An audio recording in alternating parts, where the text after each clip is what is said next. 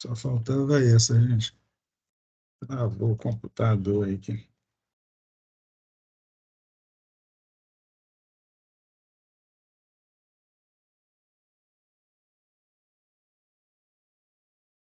Teams. Foi o computador ou foi o Teams? Que isso? Coisa.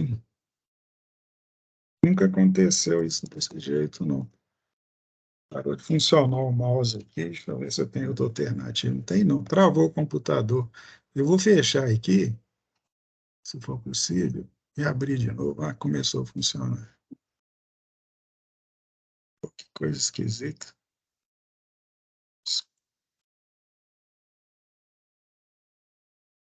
Pode funcionar de novo. Não sei o que está acontecendo. Gente, desculpe aí, tá?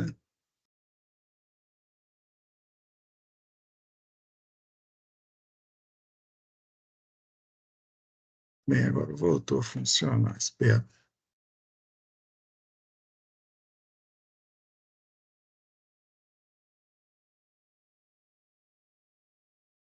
Beleza. Ok aí, gente? Quase que deu uma pane aqui, mas tudo bem.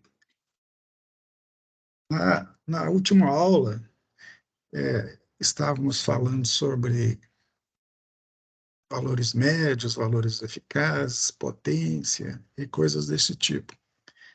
Antes da gente começar a aula propriamente dita, antes de continuar esse assunto, eu quero mostrar para vocês uma situação aqui, ó.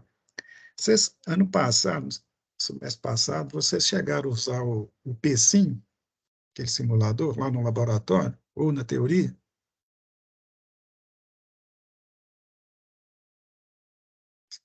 Sim ou não? Não chegaram a Não, a usar? gente não usou, não. Gente, uma dúvida aqui.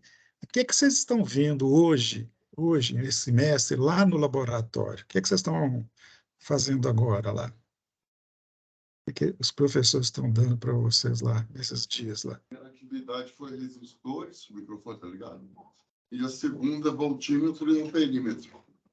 Ela Beleza. está dando uma revisada algumas coisas do primeiro módulo na prática. Aí para depois ela Entendi. avançou. Igual a turma do dia, então. E ano passado, no semestre passado, na prática, vocês utilizaram algum simulador? Como é que foi? Só no final, o Tinkercad. Vocês não chegaram a usar o Wizard, não? Não. Não. Que pena, o Wizard era tão... De dia nós só usamos o Wizard, mas cada professor gosta de um simulador, né?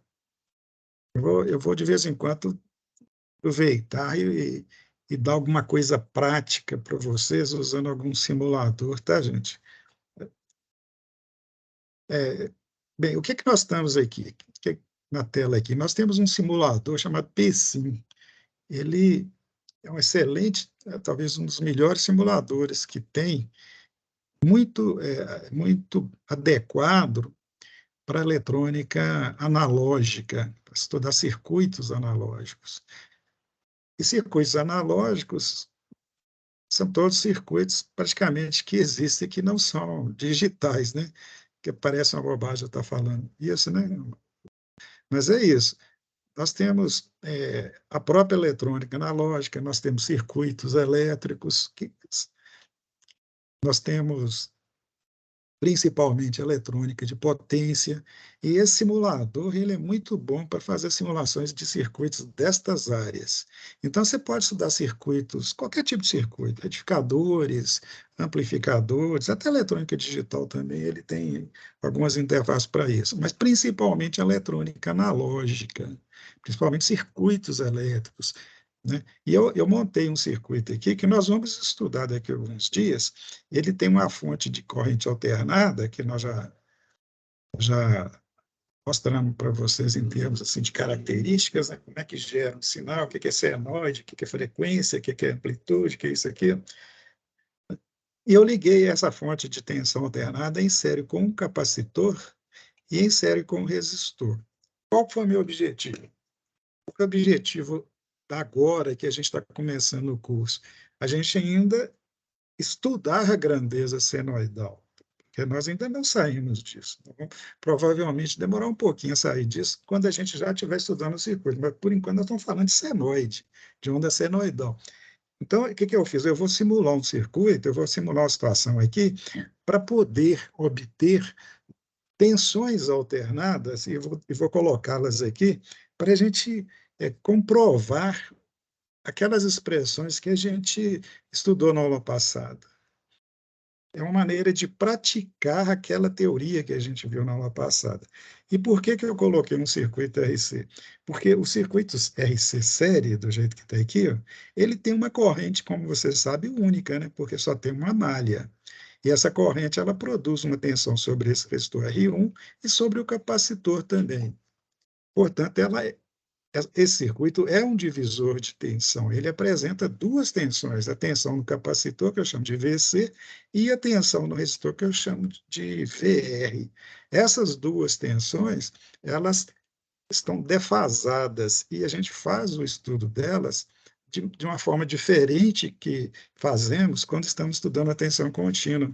Nós sabemos que se aqui tivesse uma tensão contínua e um circuito série, não no lugar do capacitor, você não montaria um circuito RC com capacitor, né? Salvo se você se você estiver querendo trabalhar com situações que envolvam o tempo, né? Por exemplo, temporizadores, coisas desse tipo. Então, você estaria estudando aqui, um circuito teria, por exemplo, dois resistores e veria as tensões nos dois. Só que as tensões nos dois estariam de tal forma que se faria a soma algébrica dos valores. Mas quando se trata de tensão alternada, não é assim que se faz.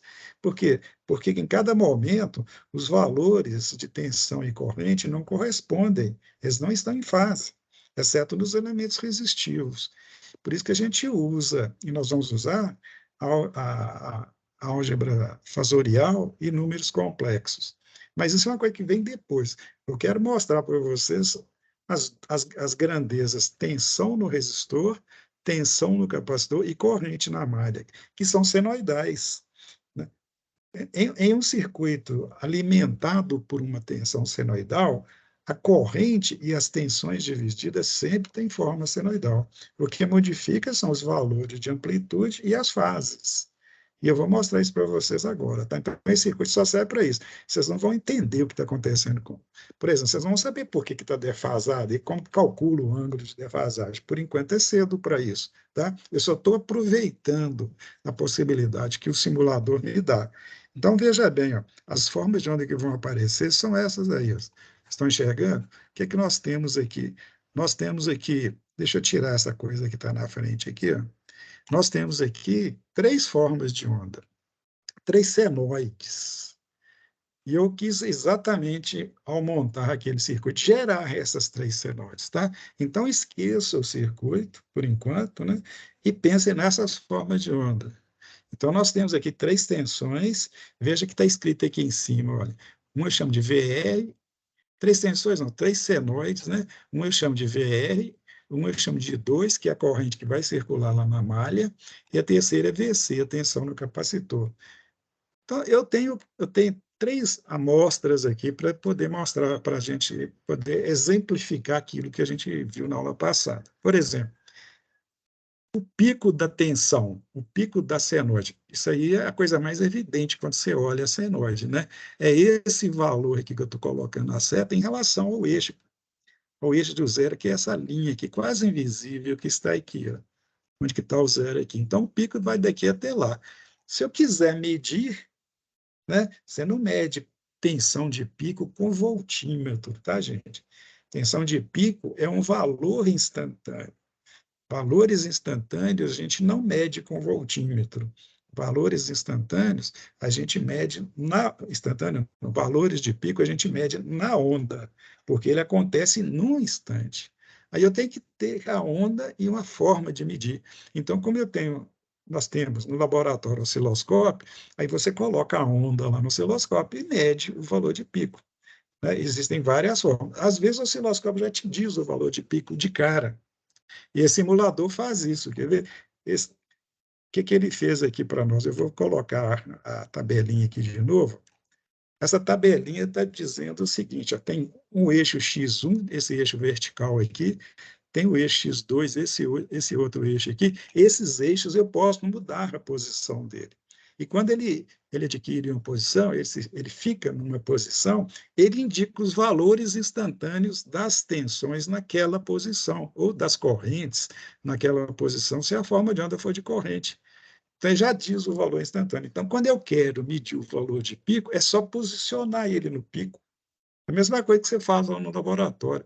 Quando você quiser medir, por exemplo, o pico de uma senoide, você põe a senoide lá na tela do osciloscópio e ajusta o cursor. O osciloscópio digital tem esse cursor também, tem esses dois cursores da mesma forma. É só você ajustar, esse cursor se movimenta livremente, tá? É só você marcar ele aqui e modificar, tá? Entendeu? Então, deixa eu voltar ele lá para o pico, para ele poder indicar o valor de pico. E a tabelinha diz aqui, ó, X1 para VR é essa primeira onda aqui, ó. Essa aqui, ó. Eu sou meio daltônico, vocês desculpem, é a vermelha, tá, gente? Se eu falar alguma coisa errada aí, vocês me corrijam, tá? Então, VR, a letra aqui é vermelha, então é a senoide vermelha. Olha o valor que está indicando aqui, ó. 3,7, olha, são várias casas decimais. É 3,74123, né? Vezes 10 elevado a 1, né? Está em forma exponencial aqui. Então, 10 elevado a 1 é 10. Então, é 37,41. Ele está dizendo para nós que aquela tensão é 37,41 volts. O I2, essa azul aqui, ó, é 1,24 vezes 10 também, cara.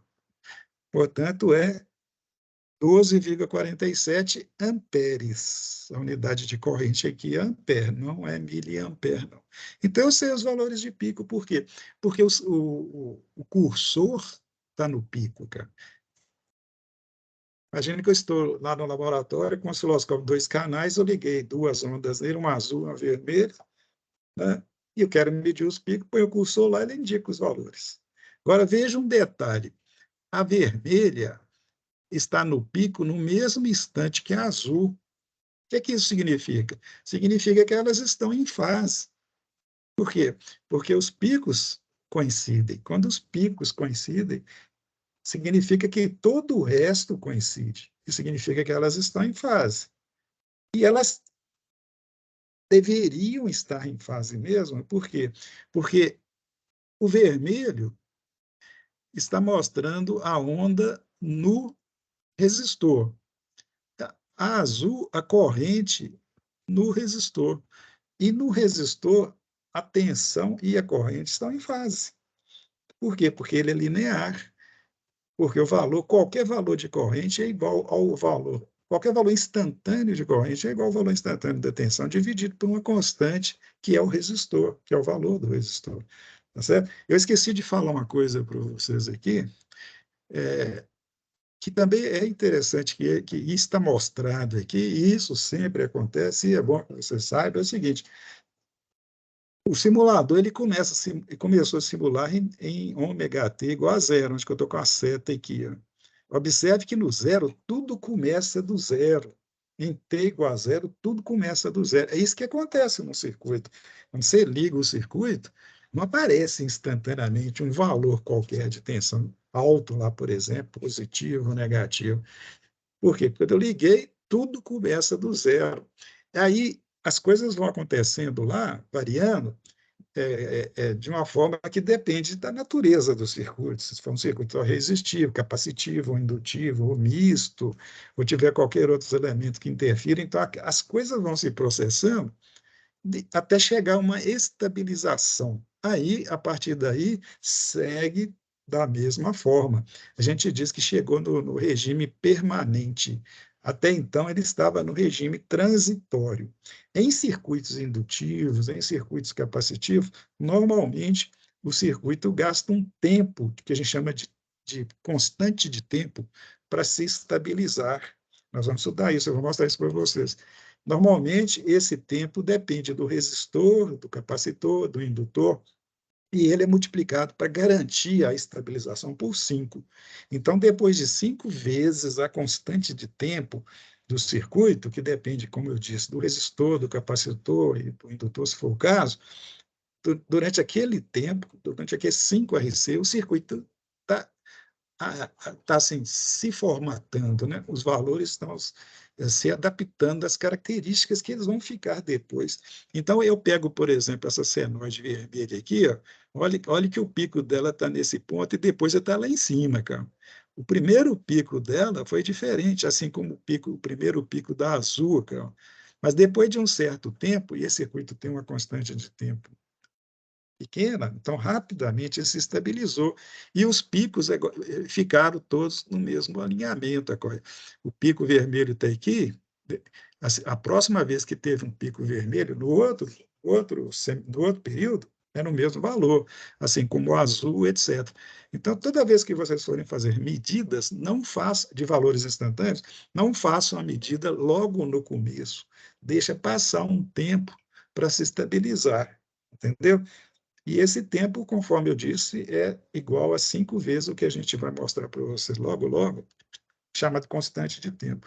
Então, eu estou mostrando aqui, falando das grandezas da natureza, dos processos, para vocês irem se habituando.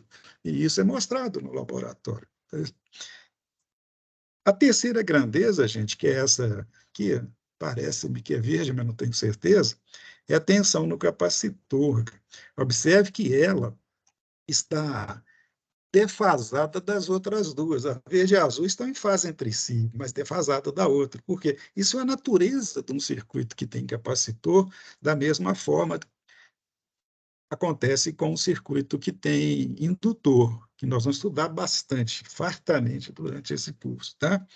Então, eu coloquei aqui, quero mostrar uma outra coisa. Como a gente calcula, como vocês calcularão o período. Lá no laboratório, você vai ver ondas com várias frequências, vários períodos diferentes. Como é que você determina isso? Como é que esse simulador determina? Ele faz da mesma forma que o osciloscópio. Tá certo? Tem um osciloscópio, quando você liga a onda lá, ele já está preparado, ele lê a onda e te fala qual que é o período dela.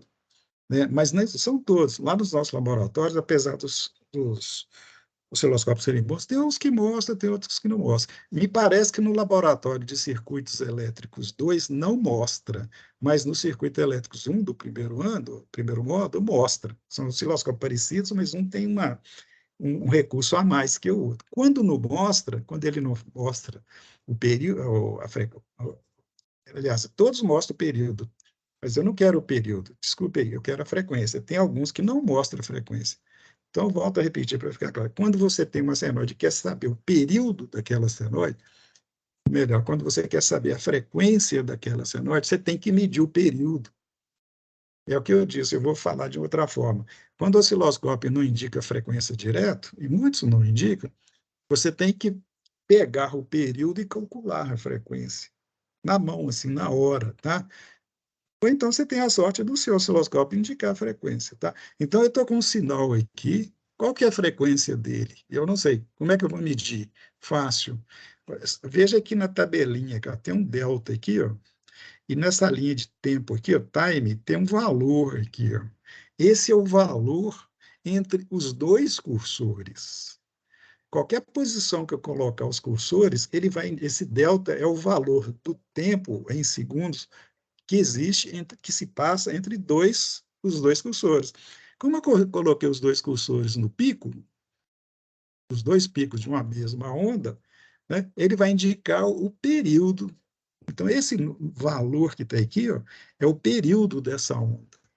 Aí, como que eu calculo a frequência? A frequência é o inverso do período, é só inverter o valor. Simples e direto, né? Praticamente direto. Veja bem, qual é o período dessa onda aqui? Ó? 1,6666, né? Vezes 10 a menos 2. Tem um menusinho aqui, ó. Vocês devem ter dificuldade de enxergar, e eu vou falar. Enxergar porque é pequenininho demais, né? Mas está aqui, ó, 1,66 vezes 10 a menos 2. Isso é a mesma coisa de dizer que é 16,66 milissegundos. Porque quando eu aumento uma casa aqui, eu diminuo a outra. Então, fica 16,66 vezes 10 a menos 3, que é mili. Então, o período dessa onda vermelha, que é o mesmo para todas as ondas, é de 16,66 milissegundos. Aí, qual que seria a frequência, então? Alguém quer calcular para mim e falar?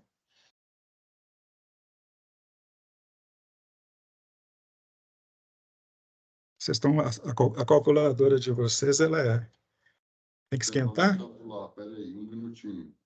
Vai lá. Vamos lá, calcula e fala qual que é a frequência aí. Estou mostrando como é que você chega lá, o caminho das pedras, tá, gente? Vocês vão sempre ter esses probleminhas e as soluções nós vamos apresentando. Você está no laboratório, tem um sinal lá, senoidal, você quer saber qual que é a frequência dele para usá-la nos cálculos. Mas você não tem como medir a frequência, porque o osciloscópio não tem esse recurso, mas todos eles têm o recurso do tempo. Mesmo os osciloscópios mais simples medem o tempo. Mesmo os analógicos, né, aqueles antigão, medem o tempo. Então, é só calcular o tempo entre dois pontos semelhantes, né, que é o período, e dividir, inverter, né? Dividir um por ele. Aí deu quanto aí, então? Deu 1 sobre 16,66 milissegundos. 6,66? É 16,66. O resto é zero.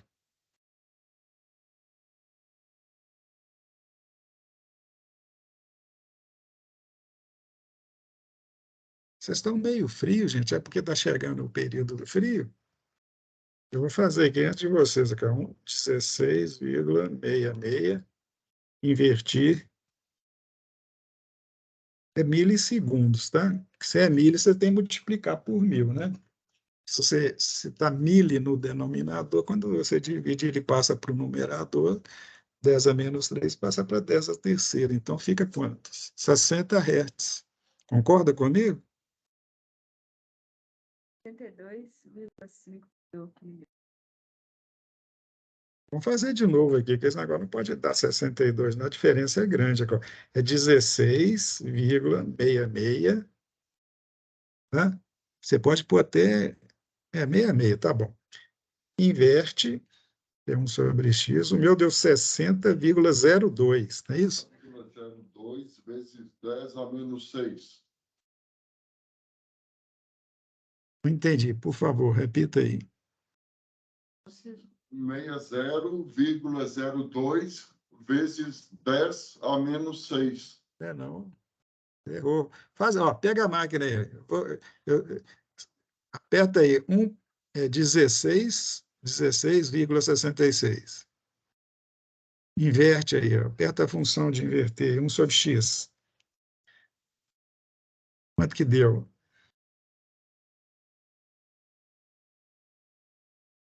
A calculadora de vocês, ela é melhor do que a minha que está aqui, com toda certeza, tá, gente? Eu estou com calculadora. Eu gosto de usar, não gosto de usar do simulador. Gosto de usar a minha mesmo. Essa, A minha agora deu 60,02. Aí, exa- só isso mesmo. só que isso aí é vezes 10 a menos 3, 10 a terceira. Por quê? Porque esse 16,66 é mili. Não, professor, mas eu fiz, tipo assim, eu dividi, eu coloquei 1 dividido por 0,01666. Você não errou os zeros aí, não?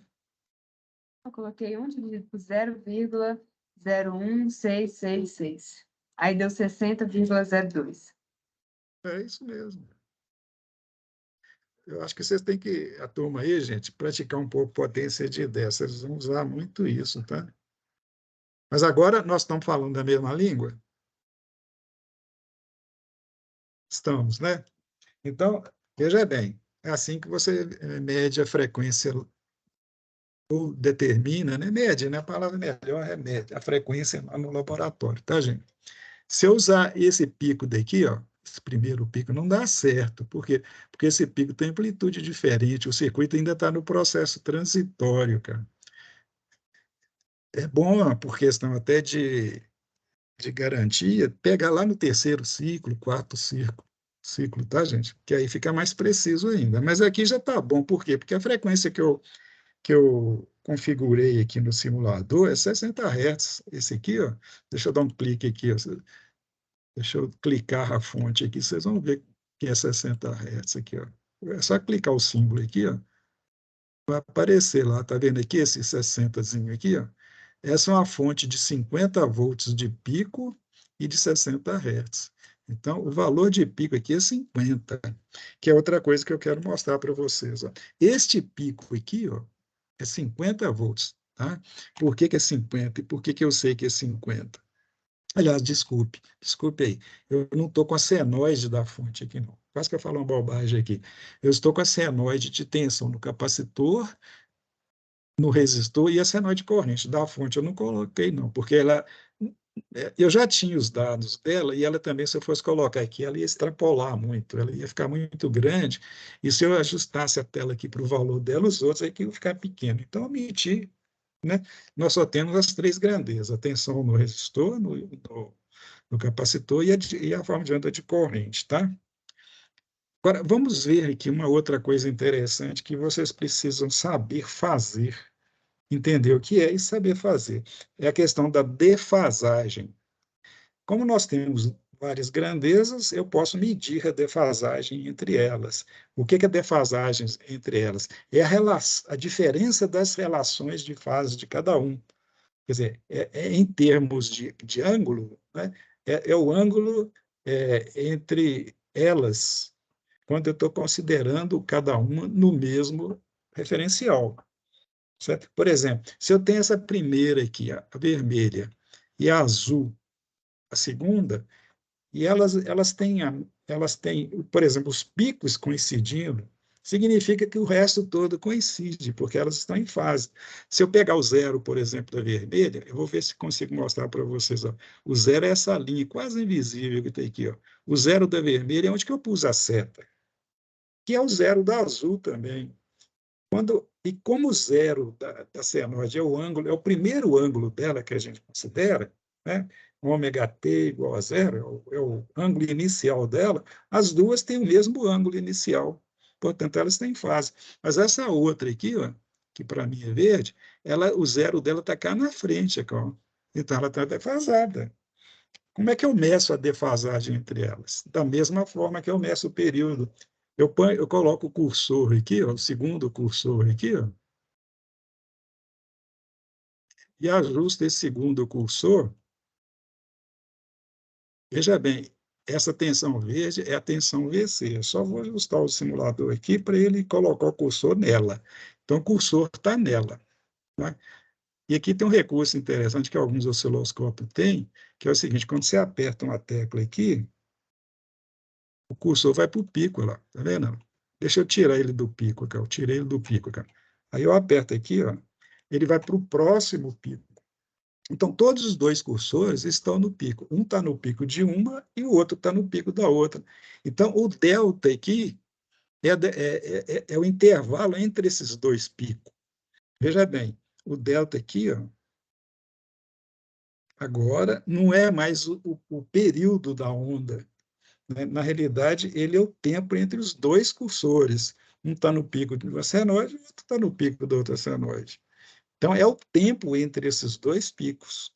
É só fazer essa conversão de tempo para ângulo, para graus ou para radiano. Aí eu fico sabendo dessa defasagem. Eu já consigo matar a defasagem aqui, gente, olha, sem calcular nada. Por quê?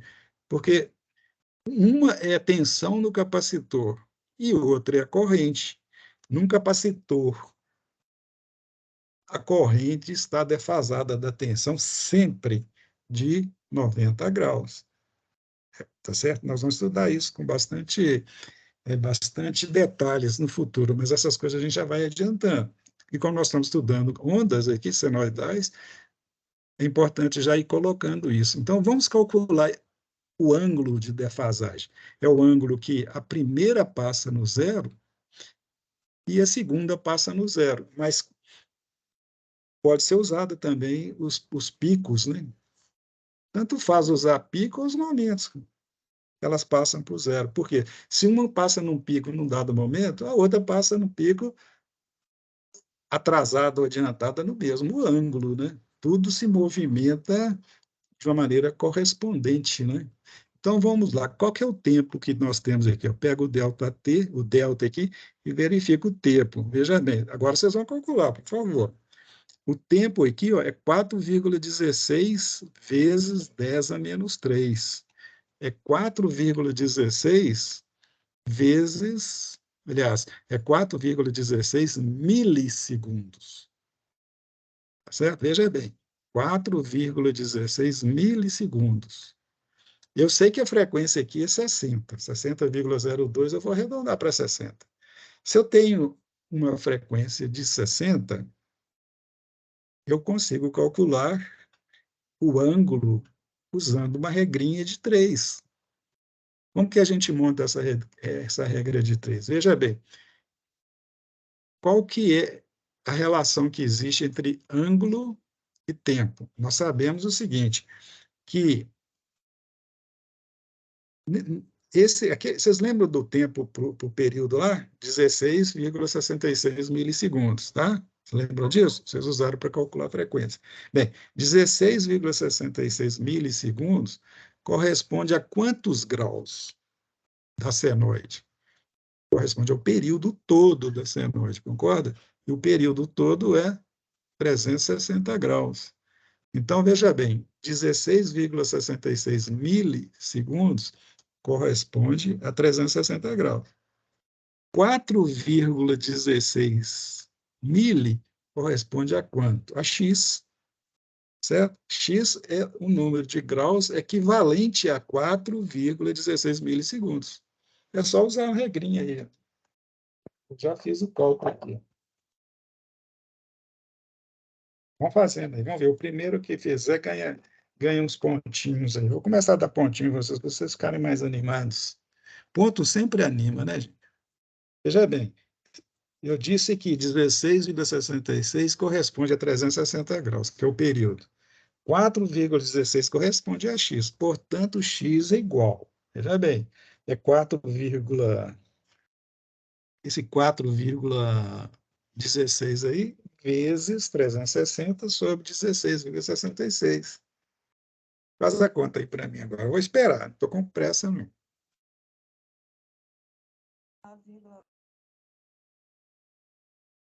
Vocês têm que fazer, porque fazendo que a gente exercita.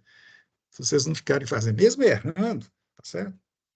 Se vocês não fizerem, um dia que for fazer, você não vai conseguir fazer. Você não vai saber nem como começar. É preferível começar errado e se acertar. Tá? Quanto que deu aí? Eu escutei uma vozinha feminina lá no fundo falando. Deu 89,8, praticamente E, 90 graus. exatamente, você acertou. Você pode arredondar para 90. E você estava esperando que fosse 90, não era? Sim. Pois é, então está correto. Beleza? É assim que a gente faz, gente. Eu coloquei esse simulador para mostrar para vocês como se faz lá no laboratório e aproveitando, falando mais algumas coisinhas das tensões senoidais, tá bom? Só falta uma coisa aqui para fechar o que a gente viu na aula passada, é a potência. É a potência, deixa eu ver. Ah, não, tem mais umas coisinhas aqui. Como calcular o valor médio e o valor eficaz, que está aí nessa tabelinha aí. Ó. Por exemplo, qual que é o valor médio dessa tensão vermelha aí? Ó? Quem fala para mim aí? Olhando a senoide, cujo valor de pico é 50, qual que é o valor médio dela? Pode falar. Vai que eu dou um exercício para vocês. Considerando que a senoide, que a tensão senoidal tem um valor de pico de 50 volts, calcule seu valor médio. Como se calcula o valor médio? Pode falar. A gente teria que considerar aquelas primeiras ondas ou só a partir da. Não entendi. Você vai considerar as aulas que eu me lembro, nós estávamos mostrando como que gera magneticamente ou eletromagneticamente uma senoide. Depois nós paramos, estamos trabalhando com senoide agora, né? E aí nós mostramos para vocês como que calcula, falando o que é período, o que é velocidade angular, vimos como desenha senoide, como é que você soma graficamente duas senoides. Agora é só senoide, tá? Então, já está até saturando. Oi. Eu digo aquela primeira parte dessa onda aí que o valor de pico é menor, a gente teria que considerar ela, ou a gente pode pegar a partir da segunda. Não, por isso que eu falei, mostrei isso para vocês. Vocês nunca usem o valor inicial dela, porque ele só acontece no início, ele não se repete mais. E quando você está com o circuito já em funcionamento, já passou aquele período transitório e ele já está no regime que a gente chama de regime permanente, entende? Então, a gente sempre faz os cálculos em regime permanente. Nunca considere o regime transitório, porque ele nem, às vezes você nem percebe que ele existe. Pensa bem, pela escala aqui que está no eixo aqui, ó, eu já estou considerando que no segundo ciclo ele já passou. Quer dizer, o segundo ciclo, o pico dele está, olha aqui embaixo, ele está em 20 milissegundos. Então, naquele circuito, em 20 milissegundos já acabou o transitório.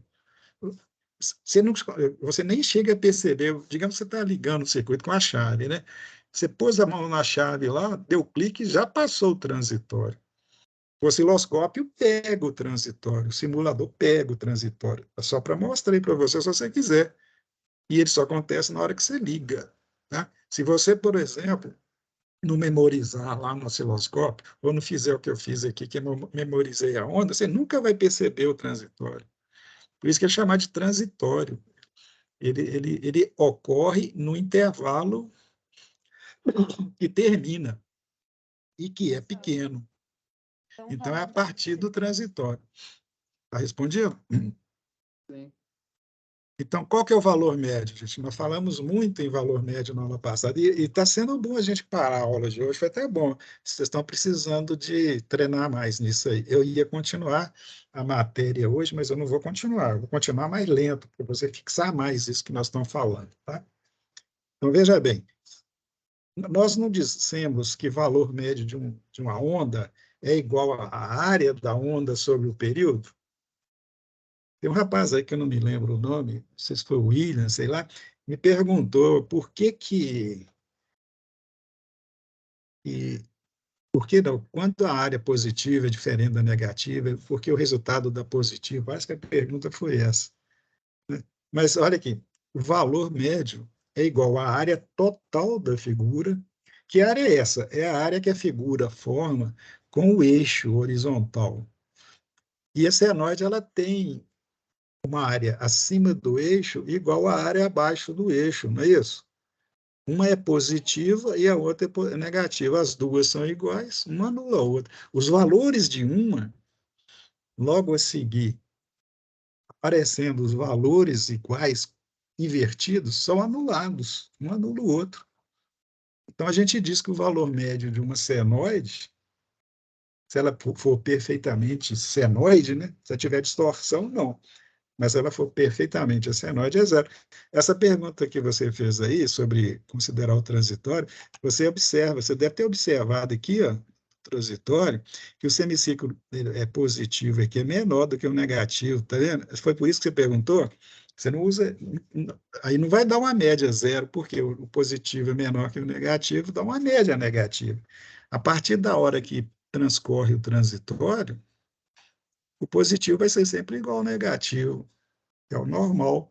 Aí a média é zero. Então, a média de qualquer uma dessas ondas aí, o valor médio é zero. Vamos checar isso aqui, ó. Vamos pegar o valor médio. O médio, o nome dele em inglês é average, tá? Average em inglês significa valor médio.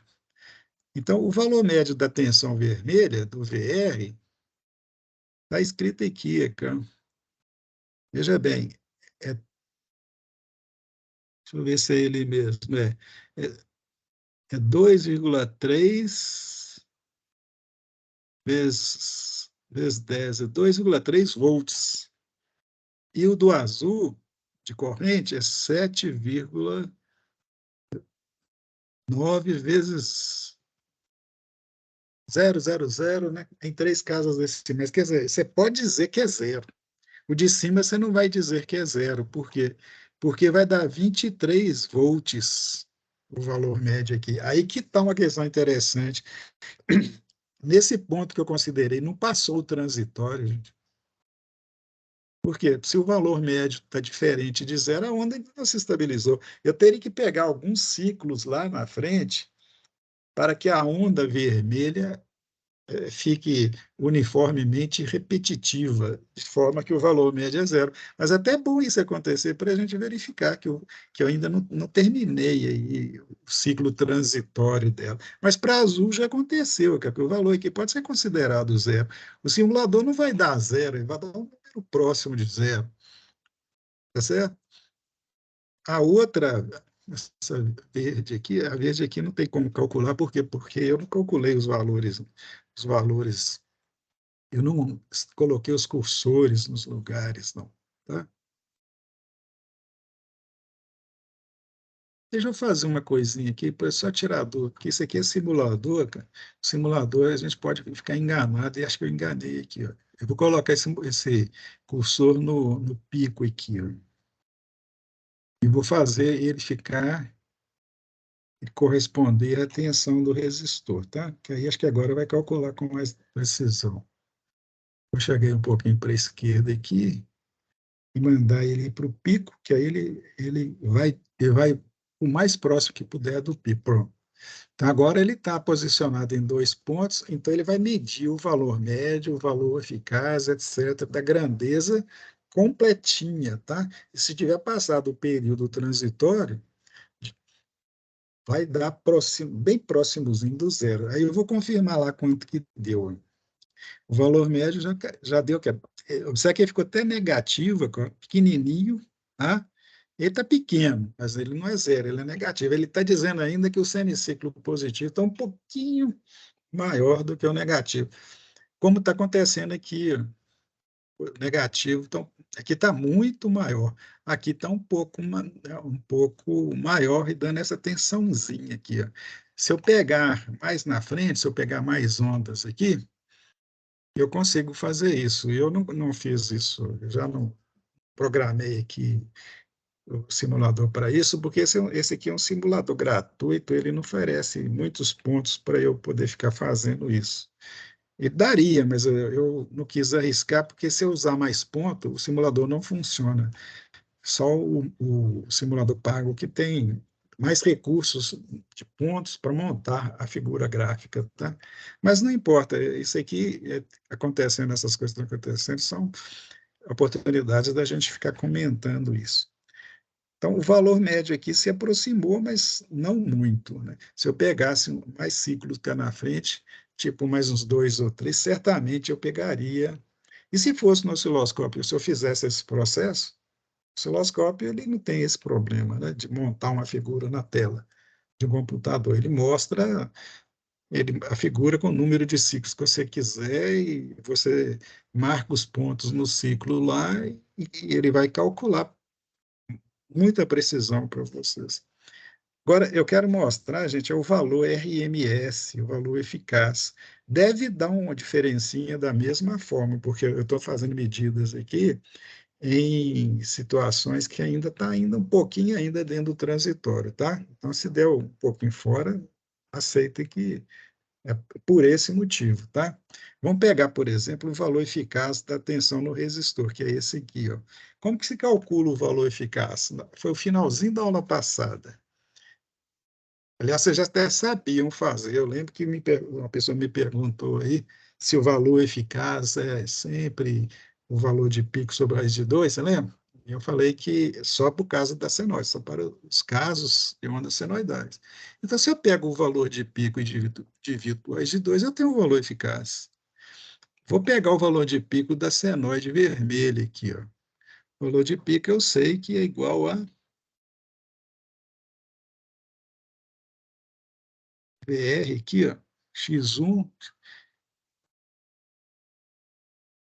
Observe essa tabelinha aqui, não sei se vocês estão conseguindo enxergar. Ó. O x1 está 3,7 vezes 10 a 1, né? Elevado a 1. O x2 é a mesma coisa, lá, um pouquinho diferente. é 3,7457, o outro é 3,7712. Os picos não são exatamente iguais por aquele motivo, está ainda no transitório, né? É preferível usar o segundo pico, o segundo medidor, que passou mais tempo, ele se aproxima mais do valor. Então, eu vou considerar a segunda medida do pico, que é o X2, que é 3,7 vezes 10, que é 37. Mais aproximado é 37,45. Então, essa onda vermelha, ela tem um pico de 37,45 volts. E se você pegar 37,45, eu vou fazer aqui, ó, 37,45, e dividir por raiz de 2, vai dar 26,48. Então, o valor eficaz dessa onda é 26,48. É o valor que um voltímetro mede, se for ligado lá no circuito que tiver essa onda. E vamos conferir aqui, ó, RMS, 26, aqui, ó, vezes 10, né? Então é 26,476, quer dizer, você pode arredondar para 26,48. Então, essa onda tem um valor eficaz de 26,48. Azul, da mesma forma, eu pego o valor da segunda medida aqui, que já está mais próximo da estabilização, do regime permanente, melhor dizendo, que fica mais caracterizado do que eu estou falando, que deu quanto aqui? Ó? 12, é 1,2 total vezes 10, então dá 12,48. Aí eu pego aqui na maquininha, 12,48 e divido por raiz de 2. Vai dar 8,82. 8,82 é o valor eficaz da senoide azul. É só verificar aqui, ó. Aqui, ó, 8,82. Deu em cima, não deu, H? Valor eficaz 8,82, porque eu peguei o valor de pico de 12,48 e dividi por de 2. Se eu fizer com a verde aqui, dá a mesma coisa, tá? E etc. Então, toda vez que eu tiver uma onda caracterizada dessa forma, e uma onda, gente, é importantíssimo vocês verem que uma senoide, ela está bastante caracterizada se eu tiver o pico e a fase, e a frequência, certo? Se eu tiver o pico, a fase e a frequência, eu tenho tudo, porque o resto que precisar, que é valor instantâneo, a forma é senoide, não tem nem mais nada a se dizer, né? Mas são elementos importantes nos cálculos. Só para fechar, uma última coisa aqui, que nós falamos na aula passada, é a potência. Vocês lembram? Nós vimos no finalzinho da aula passada que a potência média é igual ao valor da corrente eficaz vezes a tensão eficaz. Só que eu estava fazendo aquilo na aula passada para uma carga resistiva, vocês lembram? Eu tinha ligado uma fonte de CA, de corrente alternada, num resistor. Então, num resistor, gente, num resistor, veja bem, a potência média é igual ao valor eficaz da tensão sobre ele, vezes a corrente que passa por ele. Quer ver isso acontecendo? Eu vou medir a potência média de duas ondas, que são as ondas de tensão e a onda de corrente. Vou ver se eu consigo tirar a tensão do capacitor aqui.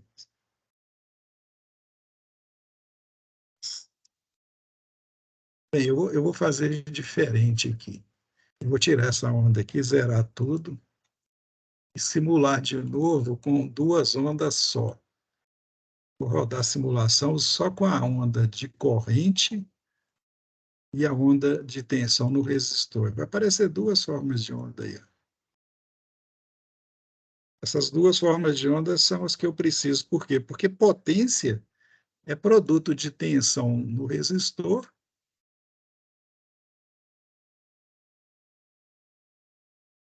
vezes a corrente que passa por ele, né? Então, são dois elementos. Eu não posso calcular a potência de três elementos. Eu posso calcular de dois em dois. Olha o transitório aqui, como é que ficou claro aqui, gente. Olha, começa pequenininho, aumentando, aqui já estabilizou, já com certeza. Então, eu calculo a potência, é só marcar aqui, ó, pedir para ele indicar a potência para mim, ele vai indicar essa potência aqui. Está aqui a potência, 2,3, potência média, 2,37 vezes 100, né? 10 ao quadrado. Então, deu uma potência de 237. E esse valor é igual ao valor eficaz da tensão vezes o valor eficaz da corrente. Deixa eu fazer aqui na máquina para confirmar. Só que eu tenho que colocar o cursor lá onde que devo, né? Cursor, para o valor eficaz ficar correto, o cursor tem que estar aqui. Ó. Eu estou fazendo à mão, por causa da pressa que eu estou, fazendo à mão não fica muito preciso não, mas o que importa é a ideia. Então, veja bem, a tensão é 8,82. Então, é 8,82 volts vezes a corrente. A corrente é 26,4.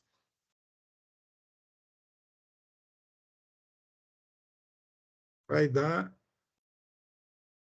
232. 232,8. E olha aqui o valor que deu aqui, ó. 2,336 vezes 100. Então, 233. Quer dizer, deu praticamente a mesma coisa que o calculado na calculadora, mas eu já sabia que não ia dar 100%, porque eu ajustei os cursores aqui na mão. Tá? Se eu tivesse feito de uma forma mais técnica, daria valores eficazes mais precisos, né? Veja que quando eu movimento aqui, ó, os valores ficam mudando lá. Então, tem que estar na posição 100% certa. Aí daria o valor muito próximo do real, em termos de eficácia, e a potência também. Então, gente, resumindo aqui, eu vou fechar o simulador. Resumindo aqui. Nós já trabalhamos com senoide, sabemos como que fazer, o que fazer para ver o valor de pico, fase, a defasagem, a frequência, o valor médio, o valor eficaz e a potência. Legal? Vocês querem fazer perguntas, gente? Tirar alguma dúvida?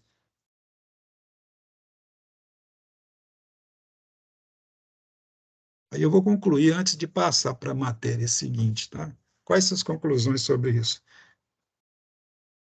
Sobre a parte que a gente está terminando agora, que é o estudo da onda senoidal. Bem, primeira conclusão. Um sinal senoidal de tensão e corrente, isso aqui é uma coisa óbvia, eu coloquei aqui só para comentar. Um sinal senoidal de tensão barra corrente alternada está sempre variando e, portanto, os valores médios e eficazes são apenas referências matemáticas. Tá? Veja bem, referências matemáticas são parâmetros da onda ou da grandeza. Para uma forma de onda contínua, quer dizer, a tensão, por exemplo, nos terminais de uma bateria, a gente chama de onda contínua constante. É contínua porque ela não inverte de polaridade, ela não é alternada. E é constante porque o valor não muda no tempo. Né? O valor eficaz é sempre igual ao valor médio. Então, se eu perguntar para vocês qual que é o valor eficaz da tensão de uma bateria de 12 volts, é 12 volts. Tá certo? Por quê? 12 volts é o valor médio, mas também é o valor eficaz. Por quê? Porque ela é uma tensão contínua. As ondas, quando você pega uma tensão, por exemplo, de 12 volts e aplica na fórmula de valor eficaz, vai dar 12 volts também. Por quê? Porque a fórmula do valor eficaz é a seguinte: você pega o valor da tensão, o valor instantâneo, eleva ao quadrado, então 12 volts ao quadrado dá 144. Calcula a área relativa a 144 e divide pelo período, dá 144, porque sendo ela contínua, qualquer intervalo de tempo que eu considerar, né, vai dar um retângulo e a área é a base do retângulo vezes a altura, dividido pela base, então é a altura, e a altura é 12 volts ao quadrado. Aí, dentro do radical, tem 144, e quando eu extraio a 144, dá 12 volts. Então, uma tensão contínua tem sempre o valor eficaz igual ao valor médio. O valor eficaz de uma tensão ou corrente senoidal ou cossenoidal O valor médio é nulo e o eficaz é sempre dado por essa expressão aqui, conforme a gente já mostrou na aula passada e vimos através do simulador aí, como se a gente tivesse no laboratório para comprovar isso que eu falei. Então, qualquer que seja a função, pode ser tensão, corrente, eu coloquei aqui como y. O valor eficaz dela, o valor eficaz de y, é o valor de pico dela, de y, dividido por raiz de 2. Isso se fosse senoidal, tá? Ou cossenoidal. Se tiver outra forma, isso muda. Só para fechar, os instrumentos digitais comuns de medição em corrente alternada, por exemplo, o tímetro, né, que mede tensão e corrente, fornece valores eficazes somente para sinais senoidais, tá certo? O algoritmo dele calcula o valor eficaz só para ondas senoidais. Para medir o valor eficaz de uma onda de tensão ou corrente que não é perfeitamente senoidal, já que a maioria dos multímetros mede só para sinal senoidal, seria que você tem que usar um outro tipo de voltímetro chamado voltímetro True RMS, ou multímetro True RMS. Esses instrumentos são mais caros. Os algoritmos dele pega qualquer formato de onda e calcula o valor eficaz real dela. Tá certo? Por isso que é chamado de valor eficaz verdadeiro. Mas aí você tem que usar esse True RMS. Se o aparelho não tiver escrito lá True RMS, só use ele para grandezas senoidais ou tensões contínuas, né? Para medir valores de tensão contínua. Tá certo? Então, o valor eficaz depende da forma da onda, porque é a média do valor instantâneo quadrático total da função. Então, cada onda tem uma maneira diferente de calcular o valor eficaz. A senoide está aí a fórmula. Ondas não senoidais você tem que trabalhar matematicamente. Mas as ondas que nós vamos calcular no nosso curso, segundo ano, são todas senoidais. A gente não vai trabalhar com ondas não senoidais no segundo ano. Então, toda vez que for calcular o valor eficaz, pega o valor de pico e divide por raiz de 2. Ou o contrário, né? Se quer calcular o valor de pico, pega o eficaz e multiplica por raiz de 2, tá certo? Aí fechamos o assunto. Então, essa aqui é só uma brincadeirinha que eu gosto sempre de relaxar um pouquinho. Tá aí, ó. Entendeu? Espero que sim, né? Tá aí. Isso aqui é uma brincadeira, mas é verdade, né, gente? Vamos estudar. Senão, vai acontecer isso aí. Observa o olho, está saindo. Ou então, mas é só uma brincadeira. Não é nada além de uma brincadeira. Como é que nós estamos aí? Tranquilo? Estamos tranquilos? Agora nós vamos começar um outro assunto aqui, tá, gente? É continuar a mesma história, né? Que é estudar a base para fazer os cálculos de circuitos em corrente alternada. Hoje nós vamos começar a estudar isso aí, ó, os fasores. Trabalhar com fasor, gente, é uma das coisas mais simples que tem. Talvez entender o que é um fasor seja um pouquinho complicado. Talvez seja, né? Eu vou dizer que seja. Mas trabalhar com ele é extremamente fácil. Mesmo porque a gente vai, para trabalhar com fasores, nós vamos trabalhar com números complexos, que é uma fórmula bem simples de fazer cálculos em circuitos de corrente alternada senoidal. Esse nome complexo tem nada de complexo no sentido que a gente imagina, né? Eu acho que é um nome infeliz, porque números complexos são números que fazem parte de um conjunto que tem esse nome de complexo. Não é que porque ele é complicado, é um adjetivo, ele não está chamando aquele número de complicado, mas o complexo tem como é que fala? Outro significado também, tem vários significados, e um deles é de juntar, tá certo? De juntar. É até gozado falar que complexos pode servir também, no caso de ser um substantivo, para indicar juntar coisas, tá certo? por exemplo, um complexo industrial não é um conjunto que junta muitas indústrias, né? É nesse contexto que existem os números complexos que nós vamos estudar na aula que vem. Mas hoje nós vamos começar a estudar os fasores, tá? Então, vamos lá. Como sempre, eu vou pondo os textos aqui, porque eu vou passar essa matéria para vocês estudarem, então vocês vão lendo os textos, obviamente, né? Mas vamos lá. O tratamento de sinais alternados senoidais de forma gráfica ou analítica demanda uma certa dificuldade quando você usa expressões trigonométricas específicas, né? Às vezes a gente tem que procurar identidades trigonométricas e às vezes elas são complicadas, né? Então, quando eu trabalho com sinais senoidais, da forma gráfica, como a gente já chegou até a fazer, ou analítica, quer dizer, usando expressões matemáticas, dá um pouco de trabalho. Não é que seja difícil, assim, não, dá um pouco de trabalho. E não é muito comum a gente fazer dessa forma, mesmo porque tem uma forma mais fácil, né?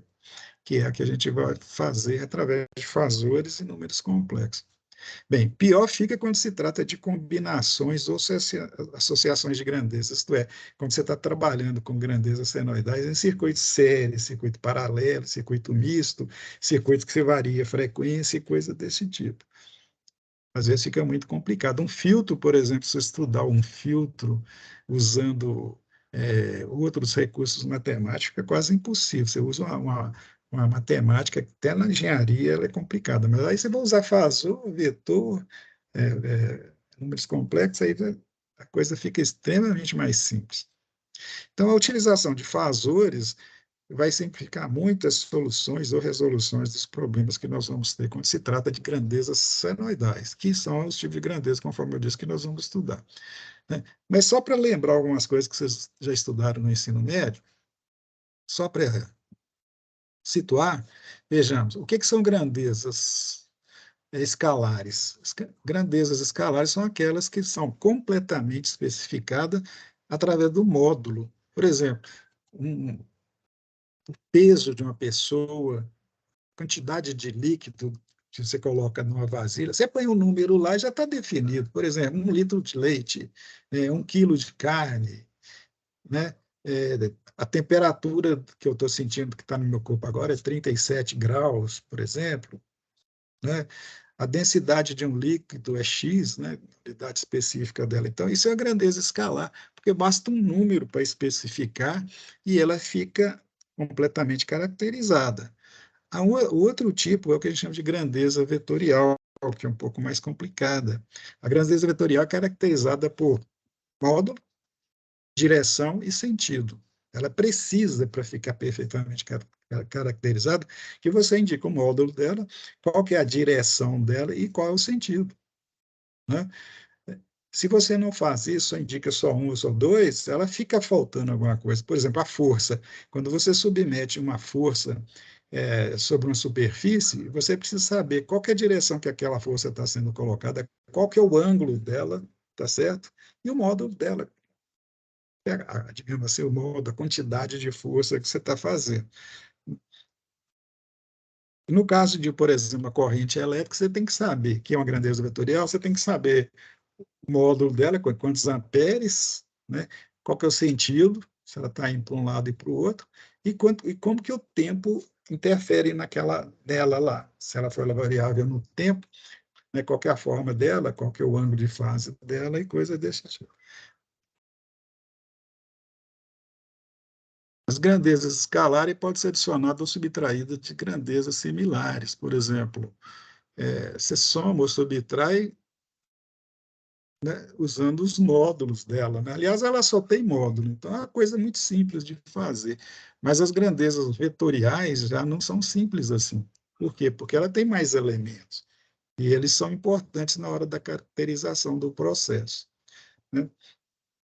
Então, eu coloquei aqui só uma curiosidade, é que o termo vetor, né, que a gente vai assumir agora, é só uma das formas, é só um dos nomes que a gente dá, ou o vetor pode significar isso, mas também pode significar muitas coisas. O exemplo é esse aqui, ó, o transmissor que se chama de Aedes aegypti, da dengue, não é isso? Também é chamado de vetor, e não tem nada a ver com o vetor que a gente está estudando aqui, que nós vamos estudar aqui. Então, o vetor pode ser muita coisa, né? Está relacionado com muitas áreas, né? Por exemplo, engenharia civil e coisas desse tipo. E o vetor, ele consta essencialmente de comprimento, então ele é representado através, o vetor nosso, né, ele é representado através de uma seta, né, o comprimento dessa seta é o módulo, a direção desse vetor vai da base da seta para a ponta da seta, né, essa é a direção, aliás, esse é o sentido, desculpe, e a direção é o ângulo dele, em relação a uma referência. Então, ele tem sempre essas três características. Veja bem, deixa eu mostrar aqui, ó, os exemplos de vetores aqui. Ó. Esse vetor azul aqui, o VA, né, indicado pela seta, o comprimento da seta é o módulo. E o que ele está representando está agindo da base da seta para a ponta. E tem um ângulo, tem uma inclinação aqui. Ó. Se você estiver representando a força, é o ângulo de aplicação da força. Tá certo? Então, aqui o sentido é para cima, esse aqui é para baixo, a diferença entre um e o outro é só o sentido. Esse aqui, ó, ele é para cima e tem um ângulo diferente, tá certo? Então, a direção dele é diferente desses outros dois aqui, ó. Né? A direção, desses dois não, desse daqui, ó. Esse azul e esse aqui tem a mesma direção, que é de baixo para cima, que é de baixo para cima. Só que esse tem um ângulo, esse aqui tem outro. Então, o que difere é esse ângulo aí. Esse de baixo aqui, ó, igual de cima. Os dois aqui são iguais, só que tem sentidos opostos. E esses outros dois aqui, ó, estão representados no plano cartesiano, né? Estão mais perfeitamente identificados aqui, ó. Né? O vetor aqui, ele forma um triângulo, então eu tenho um cateto aqui, tem outro cateto aqui, tem o ângulo, então são formas que a gente utiliza para localizar o vetor, caracterizar o vetor e calcular suas características, né? Que são comprimento e esse ângulo θ que tem aí. Da mesma forma, esse da direita aí. Isso aqui eu vou passar mais rápido.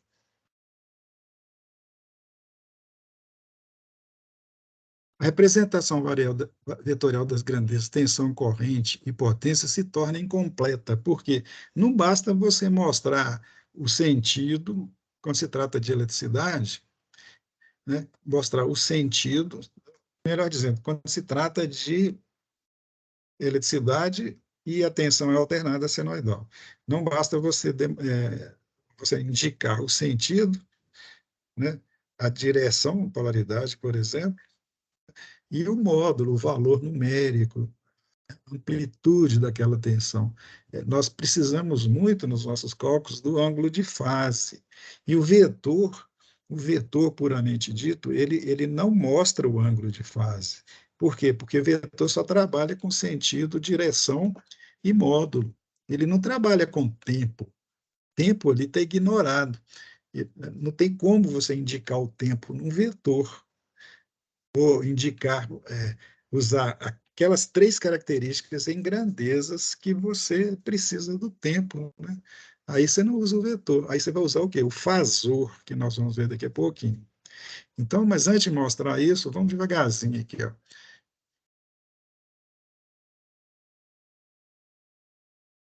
Já vou colocando aqui, quando você tem uma grandeza de campo senoidal como essa aqui, ó, representada por essa expressão, o que nós temos aqui? Ó? Nós temos a amplitude dela, né? O que é o modo, vou chamar assim, que é o tamanho da seta do instrumento que eu vou utilizar para mostrar graficamente, e tem esse elemento aqui, ó, ômega t mais θφ, que são um instante que eu estou considerando, e esse θ0 aqui é a fase inicial. Isso você não consegue mostrar com vetor, você só consegue mostrar com fasor. Então, vejamos alguns pontos aqui. Ó. As expressões matemáticas para tensão e corrente na forma trigonométrica no domínio do tempo não permitem métodos práticos para análise de circuitos elétricos. Isso aqui é importante. Se eles não permitem, métodos práticos, não quer dizer que não permite. Você pode usar processos matemáticos para calcular os nossos circuitos, só que vai ser muito trabalhoso. Através de fazores, a coisa fica simples, tá? Eu estou motivando vocês aqui ao estudo dos fazores que nós vamos mostrar daqui a pouquinho. Então, veja bem, uma alternativa é a operação algébrica, deixa eu ver o que está escrito aqui. Então, ou você, eu estou querendo dizer que ou que você usa a parte analítica, você pega as expressões matemáticas e trabalha algebricamente com elas e vai dar uma expressão muito grande, ou você faz aquilo que nós fizemos as 2 aulas atrás, quando nós somamos 2 senoides. É o processo gráfico, você pega ponto por ponto e vai fazendo a composição da onda que você está precisando. Por exemplo, você tem uma tensão e soma com outra tensão. Você pega os valores instantâneos de uma e os valores instantâneos da outra e soma, né? Vai dar um resultado, só que esse resultado ele é complicado de chegar, quer dizer, é trabalhoso, é enfadonho, né? Tedioso, e você pode fazer, mas tem formas melhores, né? Ou então você vai ser um craque na matemática, você vai pegar as expressões matemáticas e procurar as identidades trigonométricas, e às vezes você até acha, dependendo da situação, do cálculo que você está fazendo, você acha. Ô, gente, eu cheguei naquele ponto que eu estou falando muita teoria, né? Essas aulas assim, da gente ficar falando, elas são cansativas. Eu imagino que você já deve estar saturado.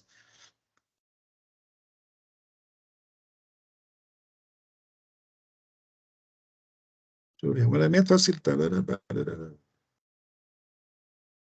Olha, uma grande coisa que acontece é o seguinte: é,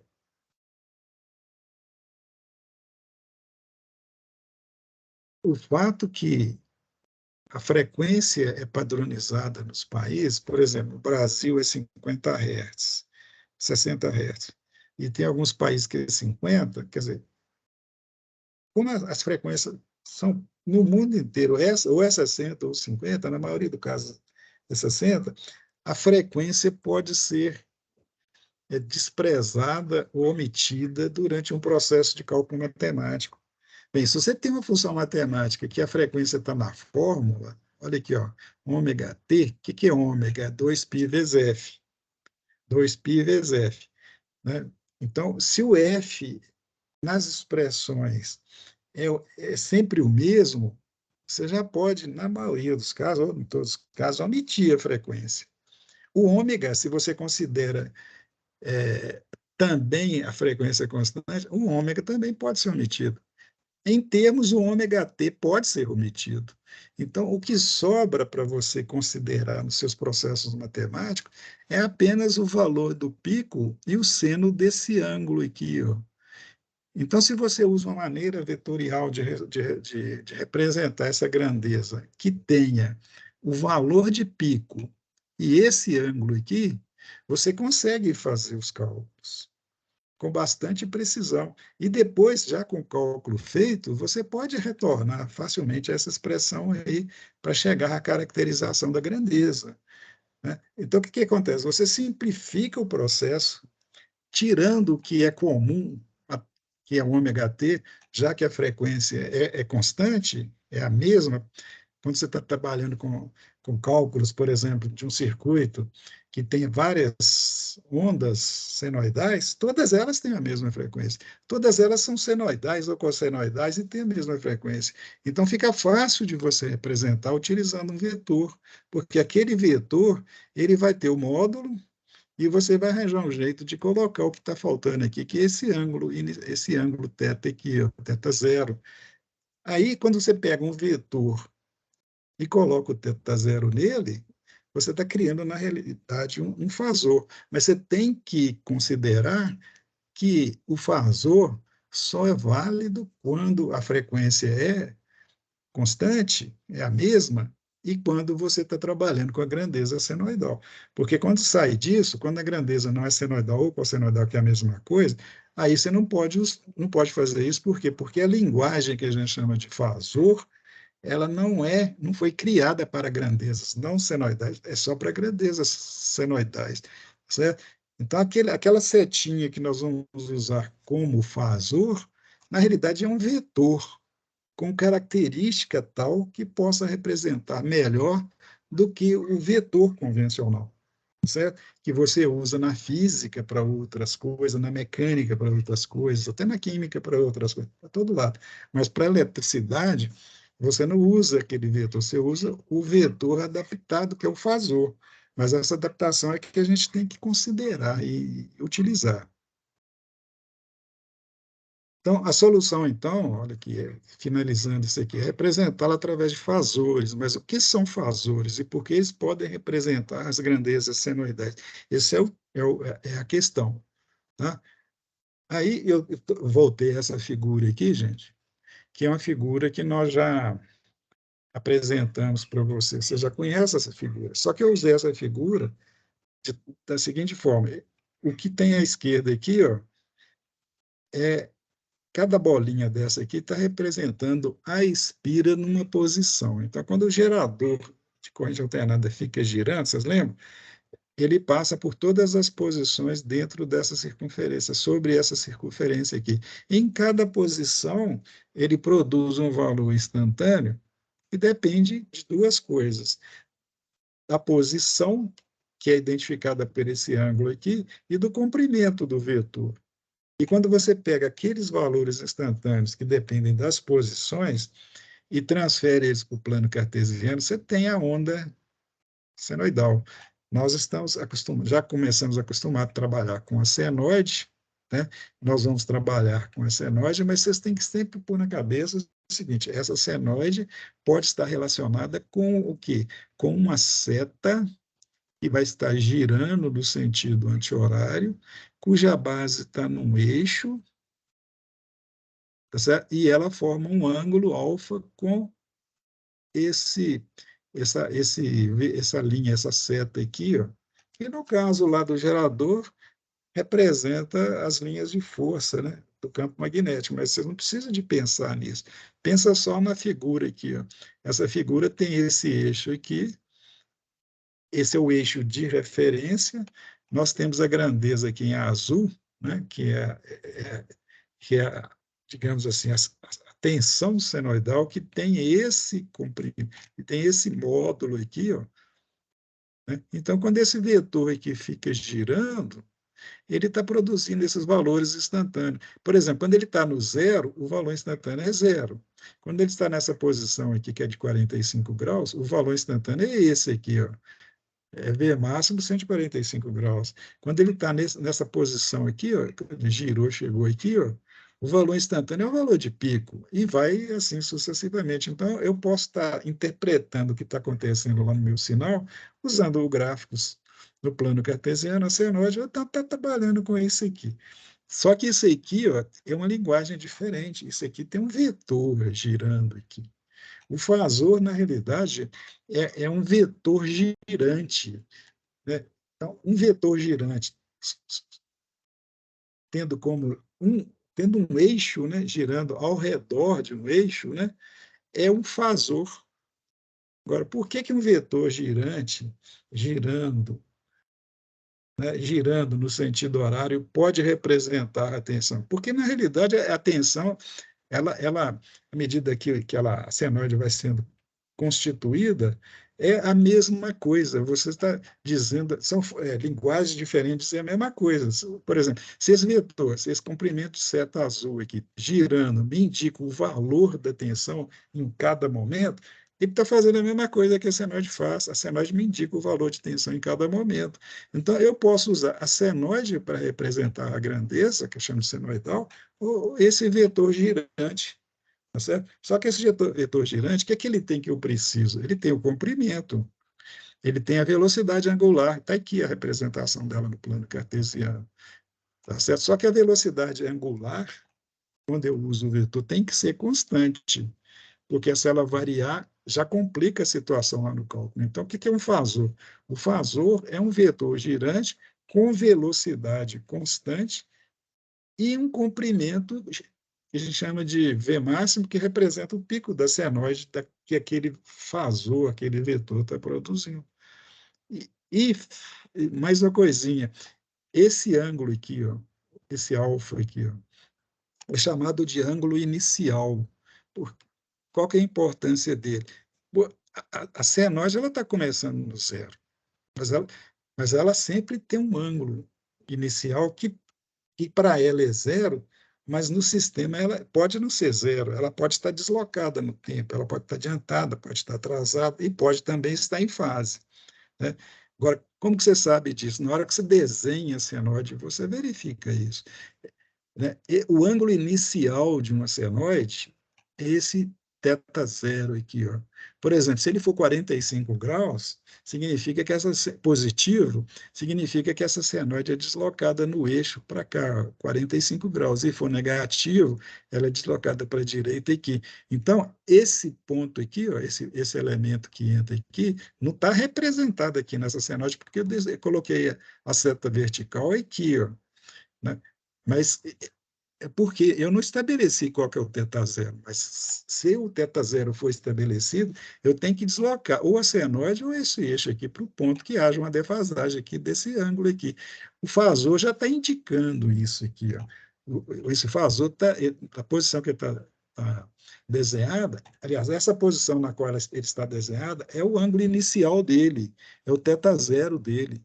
Tá certo? Ele começa aí. Não quer dizer que a gente tem que imaginar que ele está girando num dado instante que eu começo a considerar, que é chamado t igual a zero, ele está nessa posição. Essa senoide aqui, ó, no t igual a zero, ela está nessa posição. Tá? É como se o vetor tivesse aqui, ó, horizontal aqui. Se eu igualar os tempos das duas, parece ficar exatamente iguais, as duas representações estarem exatamente iguais, entende? Então, quando eu tenho um vetor, um fasor, e indico esse ângulo aqui, ó, eu estarei indicando o ângulo inicial dele. Se eu desenho a senoide com esse ângulo inicial, vai acontecer a mesma coisa, tá certo? Só que eu tenho que posicionar a senoide de tal forma que o zero dela aconteça naquele ângulo inicial. Entendeu? Então, eu falei que isso é um pouco difícil de explicar, tá, gente? É uma coisa assim, às vezes coisas simples são mais difíceis de explicar do que coisas complicadas. O vetor é muito simples, mas a gente não sei se assim, é tão importante a gente entender lá no fundo da coisa, mas o vetor, por que que o fasor pode porque o fasor pode representar uma grandeza senoidal? É porque tanto o fasor quanto a senoide, ou quanto essa expressão matemática, dizem a mesma coisa. Só que para o fasor dizer a mesma coisa, eu tenho que estabelecer que a frequência é a mesma para todas as ondas que eu estiver compondo lá naquele problema. Tá certo? Outra coisa, todas elas, da mesma forma, têm que ter a mesma velocidade angular. E você tem que estabelecer o ângulo inicial dele. Feito isso, você não precisa de mais nada para caracterizar a grandeza. Por quê? Porque a forma senoidal dela é implícita. O fasor só serve para ondas senoidais. Está implícita que a frequência é constante.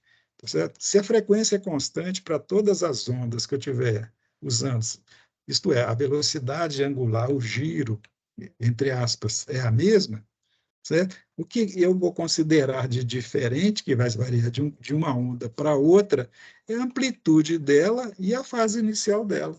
Só isso. Então, eu posso usar o vetor para representá-la, desde que eu considere isso, repetindo. Frequência constante, forma senoidal e ângulo de fase.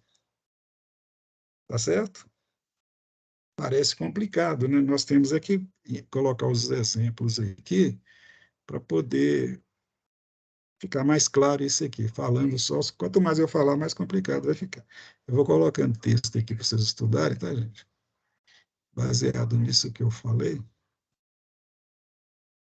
essas apresentações vão virar uma apostila no final. Eu falei, está aqui, tá?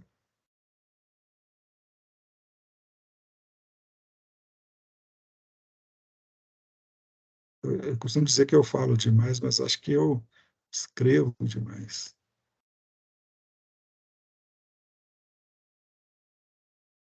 Talvez esse textozinho aqui, ele simplifique a nossa vida, veja bem. É uma repetição do que eu falei, mas é para frisar.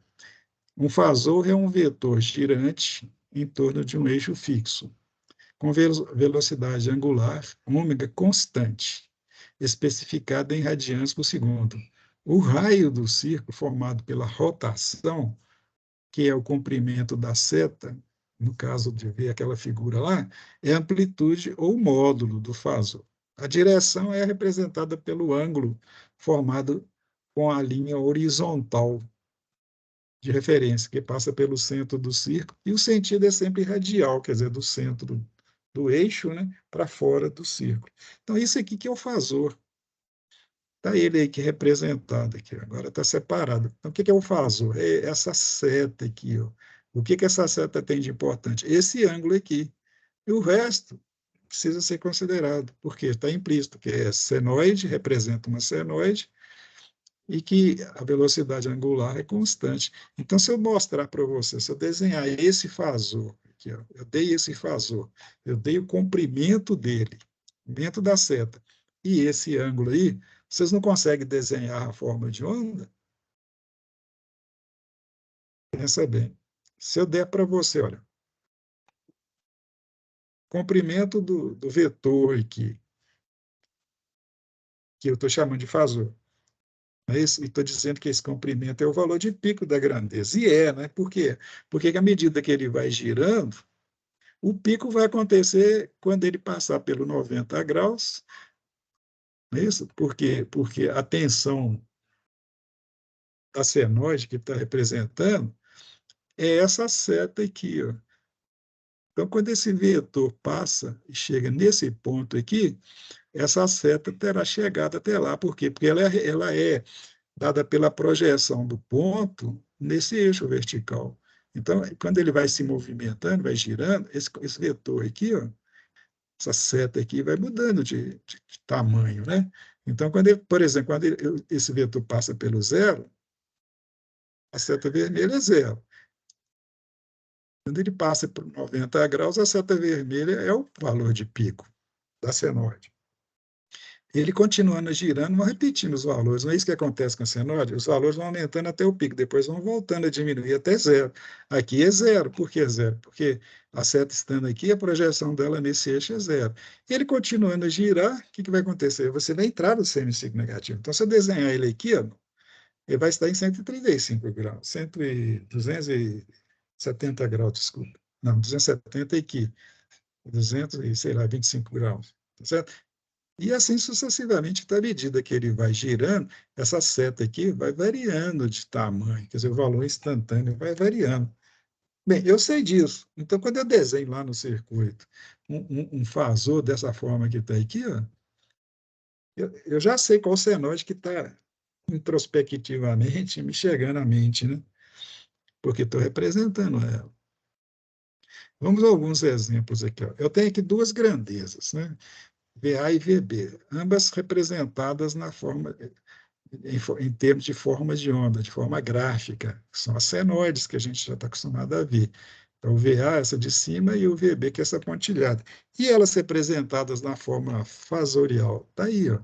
Olha se não é mais simples. Olha se não está representando a mesma coisa. Por que está representando a mesma coisa? Porque eu tenho aqui, com as setas, as informações que eu preciso. Aqui, ó, o comprimento do VB, esse comprimento dessa seta aqui, é a amplitude da linha tracejada. O comprimento dessa outra seta grande aqui, que vai do zero até a ponta dela, é amplitude, é sempre amplitude. No caso aqui, é amplitude da tensão VA. Então, eu já tenho amplitude de uma e da outra. E elas estão onde? Posicionadas aqui, ó, formando um ângulo zero. Quer dizer, elas estão em fase. Aquele θ zero lá é zero. Significa que elas estão em fase com o plano aqui. Ó. O zero está aqui. Ó. O zero delas é o zero do plano cartesiano. E está uma sobre a outra, que significa que elas estão em fase. Então, aqui eu tenho as mesmas informações que estão aqui. Tá certo? E eu sei também que, à medida que o tempo vai passando, essas duas setas vão girando em torno desse eixo aqui, ó, vão ficar girando aqui, ó, e vai produzir os valores instantâneos da mesma forma que essa senoide está dizendo aqui. Ó. Então, eu não preciso de uma senoide ou duas senoides para representar essas duas grandezas, basta essas duas setas aí. Se elas estivessem defasadas, por exemplo, 45 graus, elas estariam fazendo um ângulo aqui de 45. Eu vou mostrar isso aqui para vocês aqui. Ó. Aqui, a próxima. Deixa eu fazer com 180 graus primeiro aqui. Ó. Tem as mesmas duas ondas, só que elas estão defasadas de 180 graus. A senoide aqui está mostrando isso. Aqui, ó. O zero da vermelha está aqui e o zero da tracejada está aqui, ó, 180 graus depois. Elas estão defasadas de 180 graus. O fasor está indicando isso da mesma forma. Ó. A tensão VA está aqui, ó. Ela está em fase com o eixo aqui, ó. Ela está em cima do eixo horizontal. A outra está em oposição a ela, cara, o VB, exatamente o contrário. O ângulo entre as duas, que está mostrado aqui, é 180 graus. Então, eu olhar para essa representação aqui, ou olhar para essa outra representação aqui, é a mesma coisa. Lembrando, mais uma vez, que todas as duas ondas têm a mesma frequência, a mesma velocidade angular, tá certo? E são senoidais, porque você não representa fasor quando a onda não é senoidal ou quando as tensões ou correntes envolvidas têm frequências diferentes. Vocês estão vendo que é simples, né? E eu que estou complicando para explicar isso para vocês aqui, mas isso é simples. Aqui, ó, a mesma situação, eu tenho duas grandezas senoidais representadas dessa forma, que é FDO, que chama forma de onda, e aqui usando os fasores, que são vetores com características próprias, né? Veja bem aqui, ó, a tensão VA está em fase com o plano cartesiano. O zero dela é o zero do plano cartesiano. A tensão, ela está aqui, ó, a seta indicando isso aqui, ó, está sobre o eixo. A outra tensão, tá aqui, ó, ela está adiantada do ângulo θ. Por quê? Porque ela aparece antes. Aqui, ó, ela aqui, ó, ela está adiantada. Se o sentido de rotação é o anti-horário, gente, quem está na frente aqui? É esse aqui, ó. Esse aqui, ele passa por qualquer ponto que o outro vai passar, quer dizer, a seta VB vai passar por qualquer ponto que a seta VA vai passar antes. Então, está adiantado, tá certo? E adiantado de que ângulo? De 45 graus aqui, ó. A diferença de ângulo entre os dois vetores é 45 graus. A diferença, o ângulo de fase do vetor VA é zero. Por quê? Porque está sobre o eixo horizontal. O ângulo de fase do vetor VB é 45 graus. Por quê? Porque ele faz um ângulo de 45 graus com o eixo.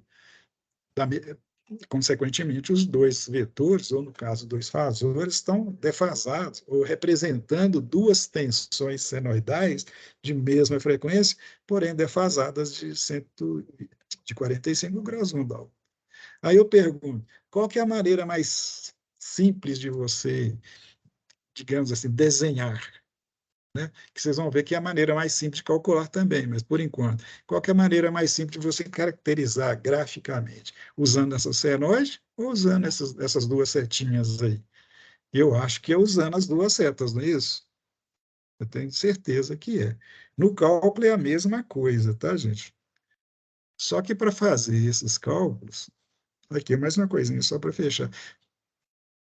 O que eu fiz aqui, ó? Eu inverti o sentido aqui. Ó.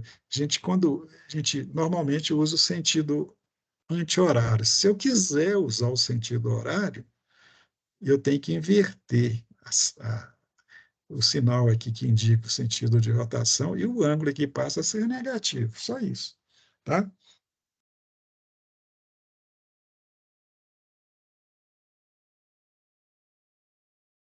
Só para fechar, gente, vocês lembram quando a gente compôs duas ondas? Duas ondas, olha aí.